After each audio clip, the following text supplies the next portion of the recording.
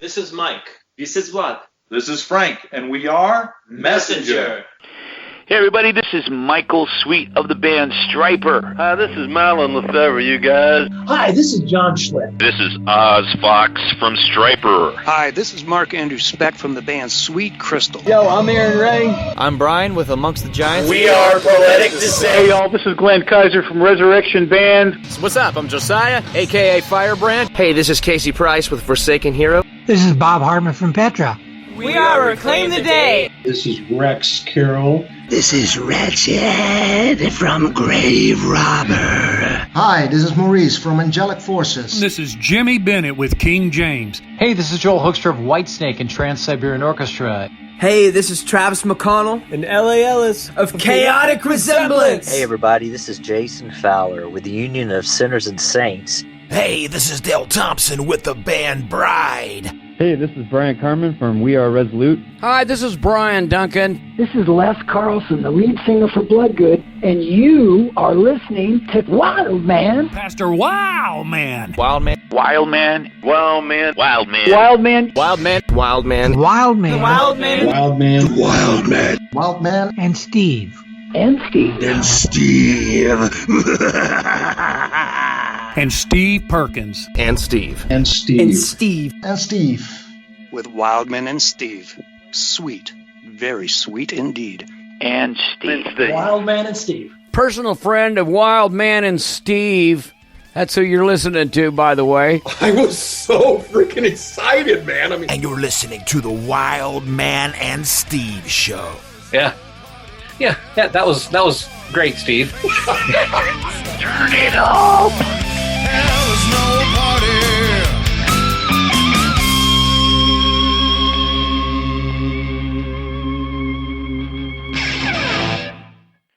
You are about to listen to the intersection of faith, talk, and music. The Wild Man and Steve show starts right now.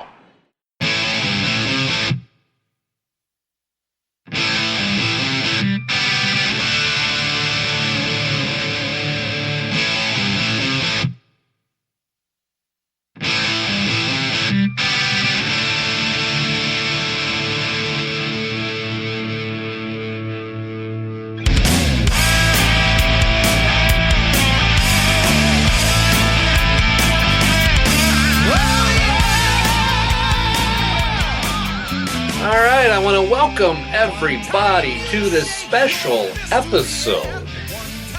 This is a special episode, isn't it, Steve? It's a very special episode. Well, of course. I mean, come on. We're here, aren't we? Yeah, but I mean, what episode isn't special? Right, exactly. Right. Of course. You know. I just heard that we are going to win an award for being a podcasting award. No. Yep. Are you serious? Yep, absolutely. We are listed as the #1 podcast in 2020 with the name Classic Christian Rock with Wild Man and Steve. Are you serious? We beat out all the other guys? Yes, we beat out all the other Classic Christian Rock with Wild Man and Steve podcasts. Wow. I just want to take a minute and thank all our fans. Yes, for putting us at #1. We couldn't have done it without them, right? We couldn't have done it. So 2020, right? 2020 has been an interesting year, wouldn't you say? To say the least. Yeah. To say the least. So, as this is our year in review episode, I can't believe we're up to a year. This is amazing. What's happened here, but it's good for us to be able to do a year in review for our show from 2020 to do something positive, to talk about some of our positive experiences in 2020, because there's been some negative experiences out there, a few, just a couple here and there. But I just want to let everybody know out there that before 2020, and I'll have to stand up to do this, this did not exist before 2020, right? Am I right? No, it did not.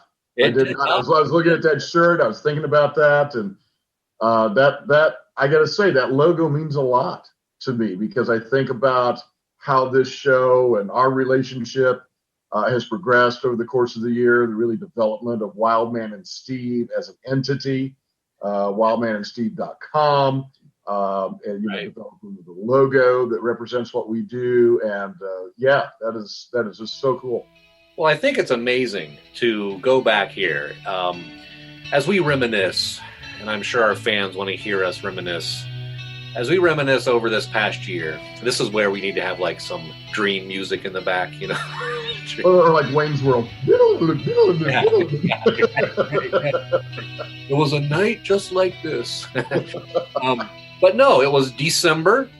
Actually, technically, our year in review, I believe our first show was posted December 31st, 2019.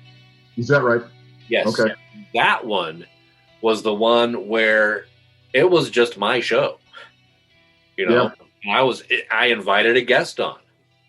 This guest was a guy by the name of Steve, happened to be a Latin teacher that I met through Mark Middleberg, who had same interest in Bible exposition, same interest in Christianity, philosophy, and same interest in music, being an 80s metalhead like myself. So I direct messaged you and said, hey, doing this new podcast, you want to come on as a guest? We'll just talk about music. You wasted no time and said, absolutely, you wanted to do it. So that was back when I respected you. And and I think you respected me too then at that point, because if you go back and listen to that first episode, I don't know if you've done that or not, Steve, or if our fans, you go back and listen to our very first episode, the sarcasm meter was pretty low. Pretty low. Yeah. Very professional with each other, treating each other well. And it didn't take long until that went down the tubes for the year. And sarcasm has become, as you say, an entity of Wildman and Steve. And for my money, and in all seriousness, that makes it even better, because what that shows is, the growth of our relationship as friends, as brothers in Christ. We've really grown together over the course of the year. And so now it really is, it's not just an interviewer and a guest, but it's two good friends now, really engaging all these topics together and in a way that hopefully other people can join in and kind of feel like they're part of it. So, absolutely. It has been amazing how this whole thing has happened organically. So one of the questions, Steve, would be in a year in review discussion, what are some of your takeaways or some of your highlights? Like if you just had to condense, like the elevator pitch, for example, if you were on the elevator with somebody and they knew you were part of this show over the last year, and they said, well, what was your favorite part? Now, you got to only say this before he leaves that elevator. What are you going to say? I would be getting caught up in the amazing train of God's blessing and direction. No kidding. It just feels like, talk about, hitching your wagon to a star and just getting pulled along for the ride. Yeah. Just whether it's guests that we never would have imagined that we would even make contact with, much less get on the show to talk with, to artists who have shared their faith so deeply and shared their hearts so honestly, and shared their calling and their passion, even more than for their music, their passion for the Lord. How, again, the organization of what we do, from the website to the logo to financial support from a number of people who stepped up and just blessed us tremendously, one thing after another. And it just never felt forced on our part. It always felt as if God was a step or two ahead of us and we were just keeping up. That was the exciting aspect for me. That's the number one takeaway for me. Yeah, I would agree with that. And I think that I don't remember a time over this past year And I believe we're going to be coming up on close to 20 episodes by the time this year is over. I don't remember a time where you and I were scrambling to schedule somebody, where we were like desperate to get somebody on the show because we wanted to post something. It's been the opposite. The opposite, we've been like, okay, how are we going to work this interview in with this? And how are we going to work around our schedules? Because, folks, one of the things you may not realize is both of us are full-time as a pastor and as a teacher, and we're both family men. And so this is something we do volunteer on the side. But, man, the hours we have put in this year have been amazing just in scheduling alone because just trying to keep up with it when it started with, it just started with you. No, just but you're right. No, you're absolutely right. Yeah. And until you talk to an artist and an artist says, hey, I can make a connection for you here. The next thing you know, somebody else out of the blue is contacting us, whether it's about being on the show or doing things to support the show through. We've got our wonderful friend Jay, who's done sound editing for us. Our wonderful friend Anthony, who's done graphic design, just again stepping up, volunteering, that sort of thing. Anthony, yes, yeah. So, highlight. If you were, I might push you a little bit, kind of like when we do an album review. But if you were had to choose, what is your like a moment highlight that you look back on our interviews and you say, when that artist said this, that just stuck in my head. And they don't have to be serious. They can be just fun, happy, whatever. Yeah, again, for the things that are always the most meaningful to me are the more serious things, I think. And I got to say, I think about specifically, and maybe it's partly just because I've listened to them recently. Mm-hmm. But I think about the Oz Fox interview. I think about the Glenn Kaiser interview. I think about Les Carlson. I think about Jimmy Bennett. Mm-hmm. Yeah. And really almost every person we've interviewed really would fall in this category. But it's not one thing that they said, but it's one theme.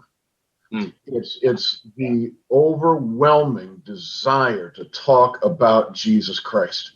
Right.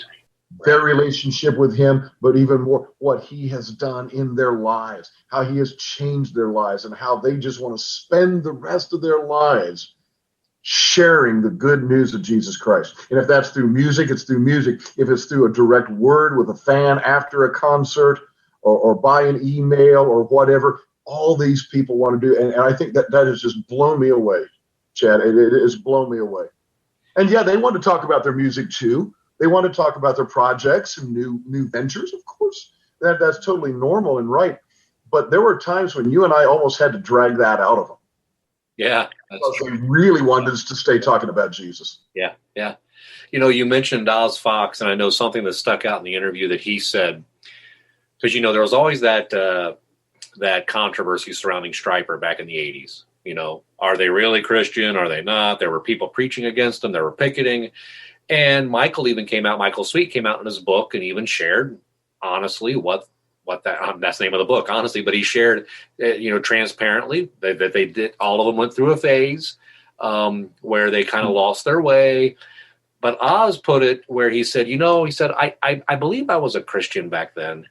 He said, but I remember him saying, but it just seemed, looking back on it, it seemed like it was half-hearted compared to where I'm at today. And, just hearing that and hearing him just openly share about maturing in his faith. And he's not looking back saying, yeah, I was a Christian. Why shouldn't people say I wasn't? He wasn't doing that. He was just saying, hey, back then this is the way it was. But now, man, I'm in, I also think about Les Carlson, the interview with Les. And, man, Bloodgood's lead singer, all about the gospel. He's always been all about the gospel. And that hasn't changed to this day, which you can tell from the interview. The interview is just so solid. That's all he's about. Mylon Lefebvre, same thing. Mylon Lefebvre actually told me when we were scheduling, which by the way, that was amazing. when I got a phone call and I answered, and he goes, "Hey, this is Mylon Lefebvre." I'm like, he's calling me. And he when I told him what we did, he was saying, you know, as he shared in the interview, he said, you know, well, I don't do music anymore. I put my axe up. That's how he said it. And I gave up my axe. You know, God told me to, and I'm doing this evangelism thing now. He said, but you know what? He said, I will take any opportunity to share the gospel. And that's why he came on our show. His whole purpose of coming on the show was to share the gospel, not to talk about Mylon Lefebvre, but to talk about sharing the gospel so people can know him. Jason Fowler coming out of alcoholism and and wanting to share the gospel, giving the gospel message right on our show. Yes. And praying for them right during the interview. Yes. You know, the list just goes on.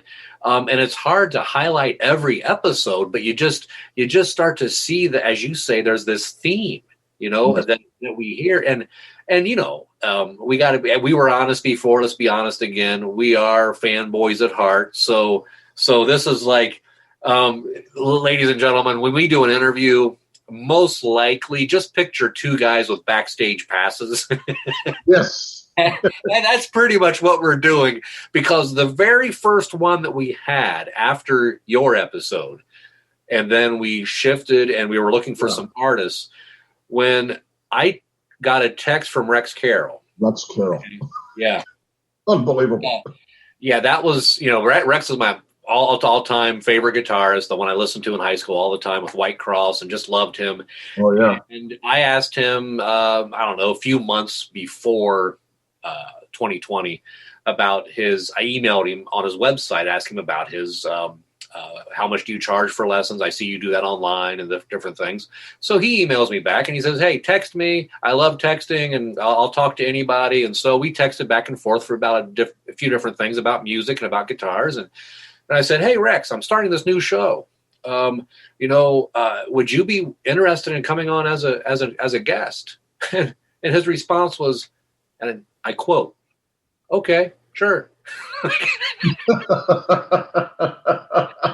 And I'm going, wow. So he was our first one, if you remember. Oh, I had so of course to do. Yeah, and so he was the first one on the show, and I didn't break this until now. My transparency. As soon as we hit record and we're talking to him, I'm like that kid back after a White Cross concert asking for his autograph, and I mean my heart rate goes up, and I. But let me tell you, one of the things that has stuck out in my mind that I just thought was great. Because, you know, everybody that knows me knows I love to have fun. There was no question. My dad told me that when I was a kid. He said, that's one thing that you definitely, no matter what, you love to have fun. Not everybody's like that, because I think everybody should be like, but not everybody finds humor in everything, you know? Not everybody's sarcastic like I am, and like you have shown as well, because, you know, we're kindred spirits here. But I absolutely loved the interview with Brian Duncan. Oh, talk about fun. Well, I mean, he tied in the gospel the same way the other guys did, so we're not saying he did it, and he was great at doing that and talking about what the importance was. But his personality, his demeanor, his comedic timing was just absolutely off the charts. And I guess my highlight of the whole, one of my highlights of the whole year, I guess I would say my funniest highlight of this whole year, was when we were interviewing him, and I introduced you as Latin teacher and rock and metal enthusiast, and he said, that's quite the incongruity. Yes. Well, and you know, and again, all these guys, I had the same fanboy reaction. There's no question about it. But man, I think for having Brian Duncan, I so remember, you know, to this day, still got it somewhere, the cassette, the Holy Rollin' cassette that he did, and then of course later got it on CD. But I remember that, listening to that, I just thought it was fantastic. Practically wore the thing out. Then I remember our son had gone away to Bible camp one summer. and we went to pick him up, and they were singing some songs, and it's that good contemporary kind of Christian music, and it kind of put me in the mood for Brian Duncan again. I thought, man, I need to go buy that on CD now. I don't have tapes anymore, and so I bought that CD, and I'm reliving that, and then introducing his music to my own kids, and then all of a sudden, I'm talking to Brian Duncan. Like, dude, that is just so cool. But, the other thing that and this just stuck out in my mind, and I don't know why, but when he said it was quite the incongruity, I remember this distinctly. You responded and you said, now, wait a minute. You said, Dee Snider, lead singer for Twisted Sister. He has a Latin tattoo. Because Brian was saying it was quite the incongruity that you like rock and you're a Latin teacher, and without even thinking, Brian says, "Yeah, but does he know what it says? Yes, right. Or does he know what it means?" That's what it was. Those because he said right. Most rock musicians he's known can only play 3 chords and can't complete a sentence. Oh, Brian, you are great. Thank you so much for making this show much fun this year. Well, and you mentioned just referencing that story and then referencing Dee Snider, of course, from Twisted Sister. I think it's been interesting in our discussions with the artist, but also our discussions just between you and me, how we've talked Christian music, we've talked secular music though too, and secular artists, especially the really great classic rock artists of the 70s and 80s. And again, though, no matter how we talked about it, we always managed to weave the conversation back around to something that matters, right? Yeah. It didn't just devolve into something stupid, but we had our fun with it. But again, we also branched off into the secular stuff as well, and we even had an interview that will be coming out, of course, but with Joel Hoekstra, of Whitesnake and Cher and Trans-Siberian Orchestra. And also to hear the Christian guys too talk about how many times do we ask these guys, who are some of your influences? Whether as a guitarist or a vocalist, right? And they're naming the same people over and over again. It's Jimmy Page, it's Richie Blackmore, it's Ronnie James Dio, right? Well, what's that? Eddie Van Halen. Right. So and that's the thing too. We've got this shared culture and experience of music, and it's interesting then to see what people have done with that. Yeah, it is. It is funny. I mean, there's a culture of people that like hard rock, metal music. Not everybody does, but when you go to the 80s metal, like you mentioned Whitesnake, the Motley Crues, Rat, whoever you want to mention. You really didn't have to be a quote unquote metalhead to be one of their fans at the time back in the 80s, because that was the glam metal scene. So a lot of people were fans who weren't fans of Black Sabbath in the 70s. That's right. So it was a different era that we were representing for a majority of this show this year. That's the era we represented. And, you're right. I think, especially back in the 70s, if you go back to the 70s, I think you certainly, it was much more niche. Say if you were a Sabbath fan or a Purple fan. Zeppelin was very underground. Zeppelin was very underground. But then it was when you got to the 80s, it was Quiet Riot. It was Come On Feel the Noise that broke metal into the mainstream. I think it was the first top 10 metal hit.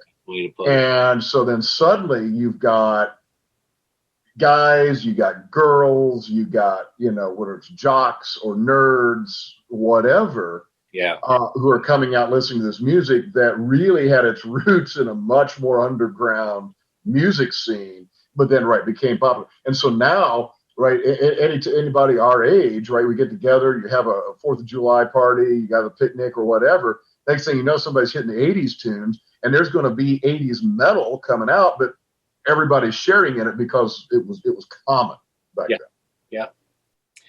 Yeah, and I think that's the era that we represent, and the ones that we were talking to that represented that era. We're talking about, I mean, a lot of them, they're age-wise, I mean, they're not young anymore. You know, like when John Schlitt, just 70, you know, Mylon Lefebvre around the same age. I mean, but yet what I loved about, and I'll say this too, the Schlitt interview I loved because he's my all-time favorite. I was a huge Petra fan in high school, and the fact he broke into song right in when I was hosting a show. I mean, come on, what else do you want? You know, but the amazing thing about the Schlitt interview was that he had the exact same enthusiasm that I remembered seeing him have 16 times on stage back in the 80s.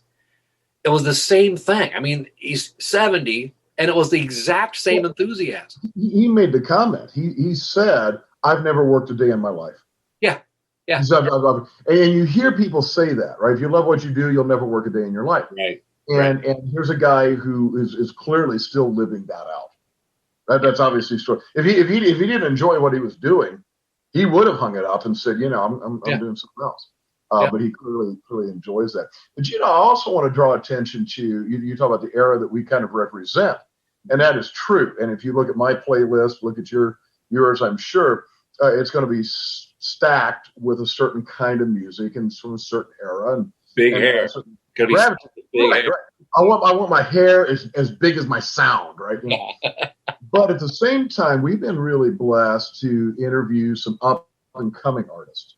Right. And so you already mentioned Jason Fowler. I see him as a guy who's building his career. We interviewed guys from over in the Netherlands, Angelic Forces, Chaotic Resemblance. And then when we went to the festival, you and I had the chance to go to Kingdom Come Festival. Yeah. And pretty much everybody, I think probably the oldest band or in terms of longevity that we would have interviewed would have been Grave Robber. But those other bands were up and coming young artists. And I will be honest, sometimes I would gravitate to their music and sometimes I wouldn't. And we got to be honest about that. Right? We've got the styles that we appreciate and maybe some styles that I don't enjoy as much. But what I can still enjoy and appreciate is the musicality. I can appreciate the commitment to their craft. And once again, their commitment to sharing the gospel of Jesus Christ. Yeah, absolutely. And that's one of the things that was so refreshing at the Kingdom Come Festival. Because, you know, you hear so much, and I think you may have even alluded to this in one interview. You hear and I've said it for years, and it's always something everybody says, you know, kids these days kind of thing.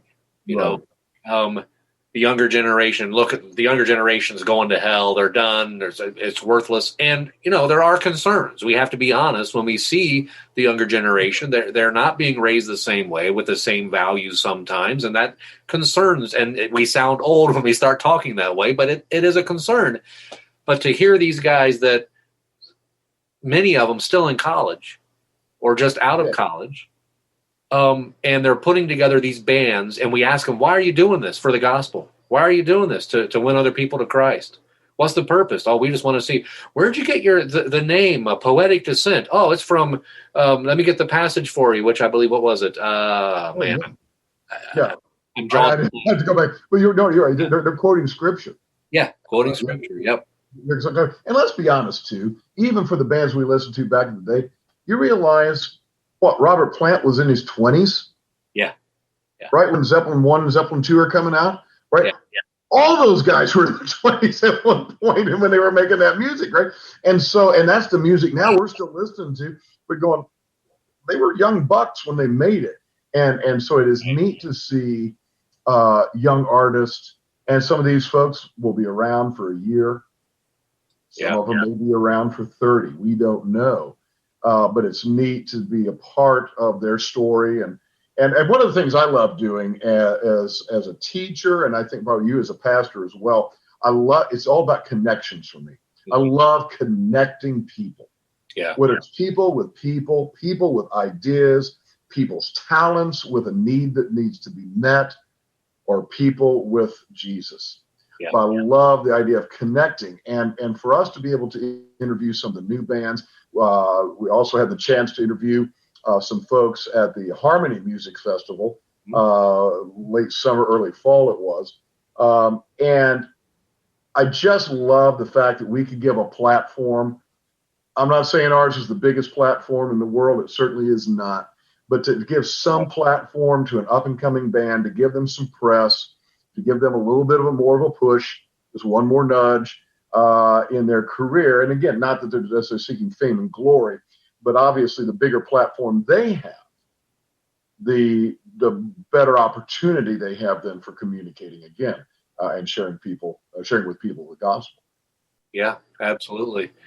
I mean, and that's what was refreshing, because honestly, folks, and I'm sure you'll agree with me on this, Steve, when we started this, we didn't have like a mission or vision or thesis that said, this is who we are, right? We just kind of talked and said, well, let's get some artists and let's interview and let's go. And the whole mission and vision and all that has just kind of morphed. It has. Well, I would also say it's been God-led. Oh, yeah. If I can give us any credit at all, anything that we've done right at all, it's because at any point we have shut up and got out of the way of what God was trying to do. Yeah. And I will say, just speaking for myself, in so many aspects of my life, I am very organized and planned out. Mm-hmm. And to be quite honest, I hate it. In my heart of hearts, I'm a ready, shoot, aim. Right. That's who I really am at heart. And I feel that we've both brought that to this is, you know what, it's not about, well, we got to get every I dotted, T crossed. We've got to know exactly what's going to happen before we do it. Let's just jump in and do it. Right. Yeah. The Lord is in this is what he wants, and he's going to guide this thing and make of it what he wants. We just want to be good stewards of it. Right. So I think we can care in that regard. We want to be good stewards of the opportunity that he has given us. Yeah. But it's not like, well, yeah, you're right. We got to have the mission, vision, values. We got to have the 10-year business plan, the 20,000-foot view and all this nonsense. Come on, plug in a video cam and let's go. Yeah, it's been amazing just seeing how God, as you're saying, put this whole thing together. Because there's no way this would be. I mean, a year ago, if you would have told me that we'd be where we are now, I mean, we're always looking for bigger things. It's like maybe we could do this, maybe we could do that. But if you would have told me that we would have, John Schlitt, Joel Hoekstra from Whitesnake already interviewed. I mean, if you would have told me Mylon Lefebvre, Chaotic Resemblance, I would have said you're crazy. Dale Thompson from Bride. Bride. We worked on a Bible study that the folks are going to be hearing about, and we're going to be getting some of that in 2021. But then we've worked on a Bible study, with Jimmy Bennett, right, from Victor and King James, a guy who's an incredible vocalist. Again, another one of these guys with such a great heart for Jesus. That we'd have been doing something like that. You're right. I mean, who'd have thunk it? Yeah, exactly. Oh, the whole thing. It's just been amazing, and how God has pieced everything together, equipment-wise, what we need. I mean, we're not expert podcasters. I mean, I've been involved in podcasting for several years, but it was always just for my congregation, which didn't take much because you just do it, upload it, email it out, it's done. But on this scale, and I think you mentioned earlier, those of you who have supported us, whether that's prayerfully, whether that's volunteering for us. I mean, we had people helping us at the Kingdom Come Festival, the Harmony Festival, Anthony, who's doing the graphics for us, website information, media, and Jay Smith, who's taking care of Old Smith Music, who's taking care of the editing, and all of you who have contributed financially to our show. It was just, I mean, we had a goal of what we thought we needed to get by, equipment-wise, how much it costs, everything. And in a couple of weeks, if I remember right, we went way over the goal. Oh, it was. Yeah. And absolutely. And I'm going to go ahead and name a few names there. But I think to the Kingdom Come Festival. and I think about the folks, the Prosses.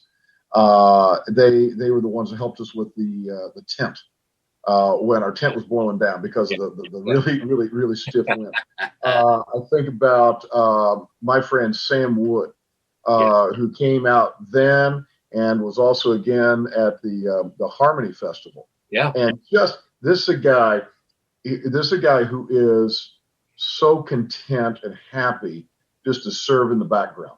Yeah. Right. Whether it's making sure the mic was set up, taking pictures for us, he did our live making show. sure we kind of ran on schedule. Yeah, he did our live metal talk episodes for us. Yeah, he edited that way. I think about Chris Bosom, who sat down with us and really was so good with helping us get set up at the Kingdom Come Festival, finding space for us so that we could support the bands that he had helped bring in for the festival. He's already reached out to me and asked, he says, are you guys going to be there next year? I'm like, absolutely. We definitely want to be there. Yeah. Pastor Jeremy Moore from Herbst United Methodist Church. This is a little town in pretty much central Indiana, right, middle of a cornfield.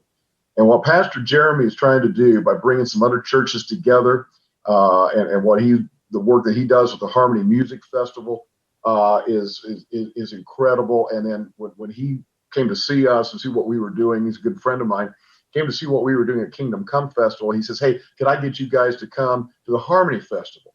Because he knew he wanted to see us be able to support some of those bands. Right. And then, of course, the folks, I'll be honest, who have retweeted us, shared posts, friends who just even ask. Like I had a colleague today. I was leaving school today, and a colleague says, "Hey, how's the interview thing going?" And so the people who support that way, tremendous. Yeah. I'd also like to shout out too. You mentioned about bands that we've interviewed, guys that are retired. We've interviewed guys that have been doing it for years, that have already had incredible success, and we've interviewed guys that are just getting started and aren't well known as much. But I'd like to throw a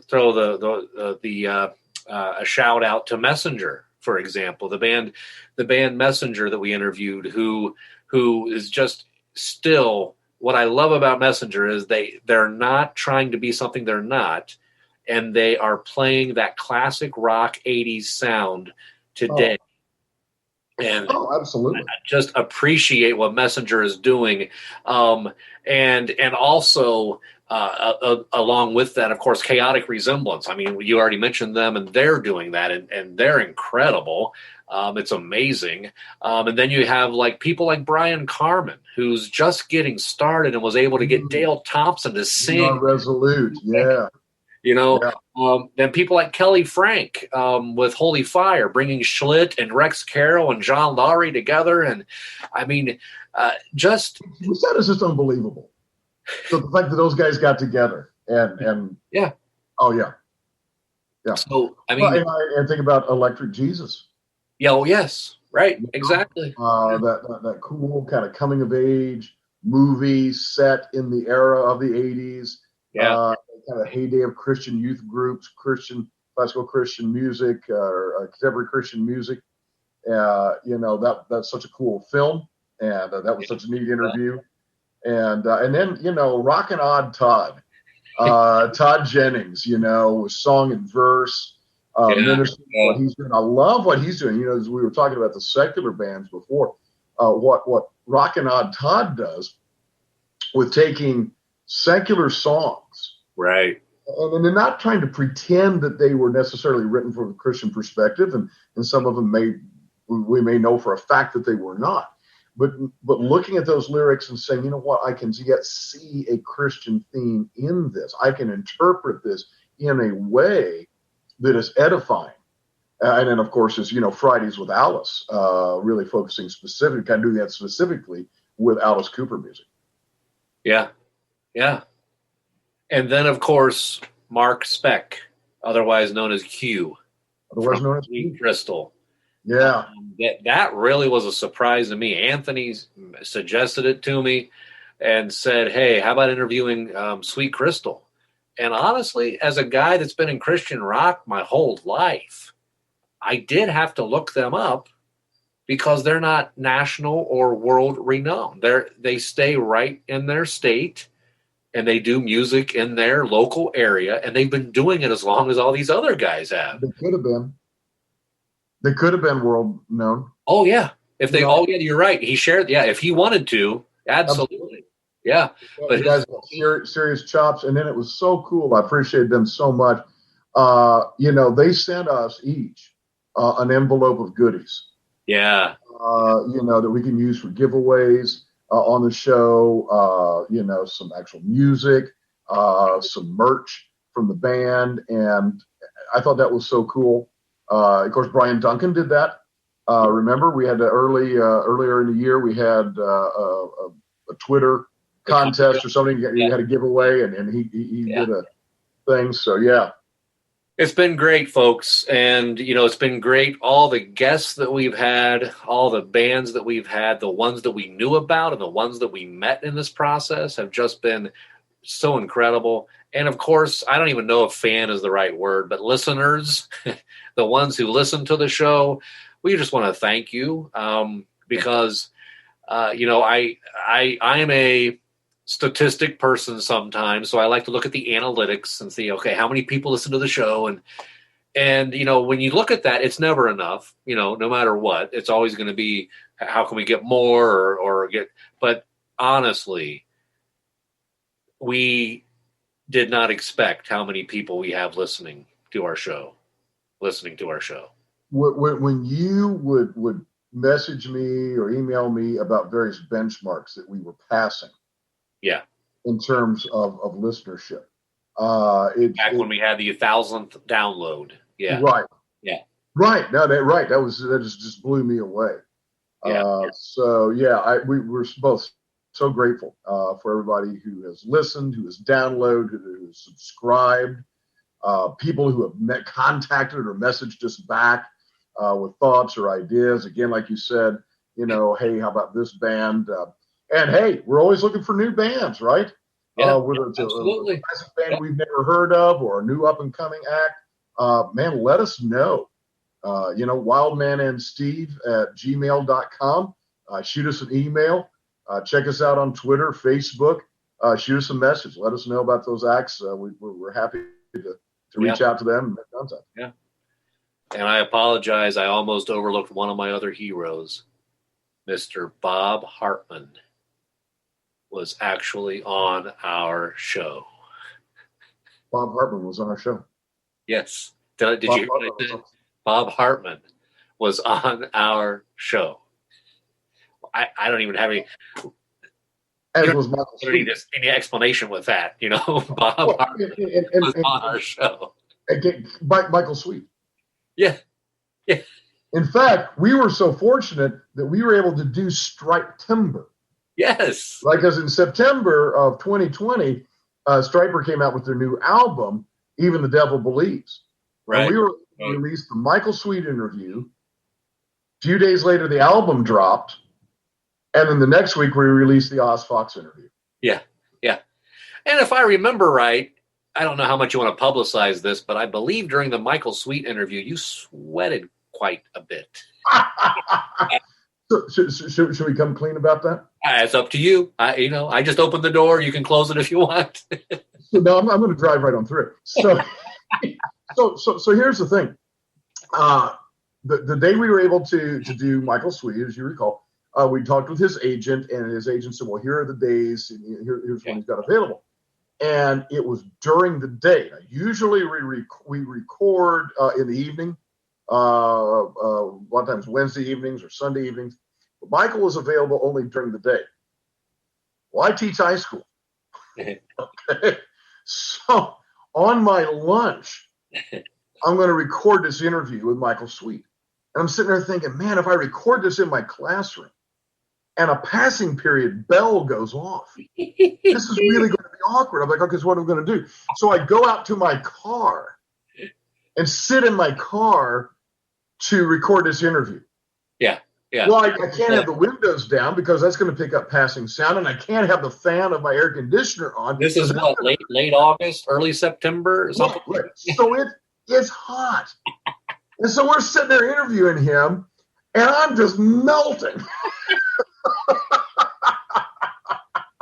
But the good news is the listener, I'm sure, couldn't tell until you just said it. I was just trying to do that one on video. Yeah, I believe after the interview was over, if I remember right, I think you told me you were going to go wring out your shirt and go back. Oh yeah, but I had to get. I was like, if I could, I would have taken like my shirt and tie and everything off and just wrung them out. It was. So, ladies and gentlemen, I mean, if anybody out there would like to donate a portable air conditioner, Wildman and Steve, not just for what Steve just explained about being in the car, but we could have used one at the Kingdom Come Festival. I mean, it got kind of warm, and Steve and I are of that mindset that it's not good to get hot. No. We like it cold. So next time, folks, at the Kingdom Come Festival, we just might bring a block of ice to put with our if you're okay with that. Yeah. All right, folks. So that's the year in review. That's what it's been like. And did I mention Bob Hartman from Petra was on our show? Right. That's the year in review. So now I know what everybody's asking. Do you know what everybody's asking, Steve? I think I know what everybody's asking right now. I know what everybody's asking. You do? I do. So you know what everybody. You're telling me you know what everybody's asking. You do. I know. Okay. Well, they're asking who are the guests going to be in 2021. Oh, exactly. But we're not going to disclose that. Please. Come on. Did we disclose it in 2019? Of course, we didn't have anything to disclose then, did we? Well, I can say this. 2021 is going to be fantastic. We've already got some great things lined up. In fact, we got a publication schedule for the first couple of months of the year. We already know what's coming out. We've got some great plans for 2021, and we're just excited, I think, to continue connecting with the classic artists, connecting with the new artists, connecting fans with artists, and really connecting everybody with the Lord Jesus Christ. Yes, absolutely. Couldn't have said it better. Great things are on the way. We are not stopping. As long as God has us doing this, we're going to do it, right? Amen. If we sit in a car and sweat, if we have to hold down a tent when the wind is blowing us away, if we have to continually spend hours trying to get the sound just right when we're trying to interview somebody, we will do it because we love doing this. And as you just said, God is in this. And if he wasn't in it, we certainly wouldn't do it. That's why we're here. Amen. So we want to thank everybody again for listening and look forward to what we're doing 2021. Continue to be checking out wildmanandsteve.com, where everything we do is listed and everything we're a part of.